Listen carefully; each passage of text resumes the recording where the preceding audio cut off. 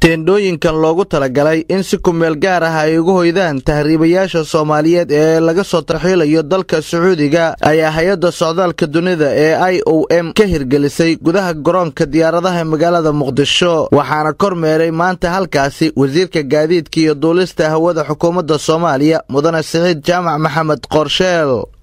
Cabdullaahi Nuur Sheekh Qaasim oo ah sargaal sare oo ka tirsan xafiiska koonfurta iyo bartamaha Soomaaliya ee IOM ayaa ugu horeyntii teendhooyinkaasi waxyaabaha ay hay'addu ugu talagashay uga warbixiyay wasiirka anigoo ku hadla magaca IOM-ta hay'adda arintan diyaarinayso waxaan ku mahadcelinayaa wasiir arinta maanta noo qabateen runtii waa maalin farx weyn annagoo kulliyan u danayno dadkeena maartan soo tarxiilay وسعودي اللي قد ترحيلي مركا تندنا رنتي شخف عم بيقبل دونتا وايو رجع تذكر معنا يوم كل ميني هول كم مرت لاجج كم مرت برسوين مرت سومران مركا رنتي هذا أكل هذا ضبنا محل ما ينو تقترين تو زيارة مرت وحل قبنا يان ويحب نقطة عرير جنبه مش أنقلي مركا رنتي أذبنا وما سنتين wasiirka gaadiidka iyo duulista hawada xukuumadda Soomaaliya Saciid Jaamac Qorsheel oo teendhooyinka garoonka gudihiisa loogu sii diyaariyay tahriibayaasha Soomaaliyeed ee sharci la'aanta looga soo tarxiilayo dalka Sacuudiga kormeeray maanta ayaa uga mahad celiyay hay'adda hirgelisay waxa uuna xusay teendhooyinkan si ku meel gaar ah in loo sii dejin doono muwaadiniinta Soomaaliyeed ee la soo celiyo teendhadan hadda xaggeega dambe ka muuqata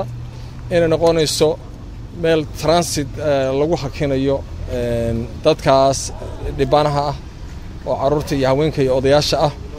oo ay hay'adaha caalamiga IOM ugu horeyso iyo hay'adda la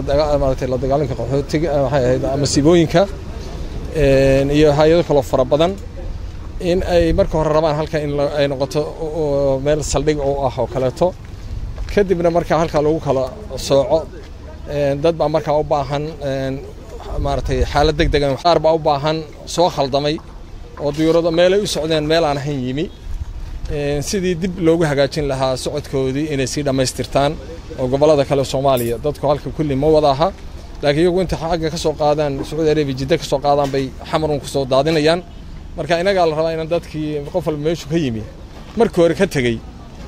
in halkan lagu saacido sanadkii hore ayay ahayd markii dawladda Sacuudiga ay ku dhawaaqday dadka sharci la'aanta wadankaasi gudihiisa ku jooga inay isaga baxaan wadanka waxaana markaasi wixii ka dambeeyay dawladda Sacuudiga ay soo qabqabanaysay Soomaali badan oo wadanka Sacuudiga sharci darro ku jooga sugaal macallin maxamuud telefishinka qaranka Soomaaliya garoonka caalamiga ah ee Aadan Cadde magaalada Muqdisho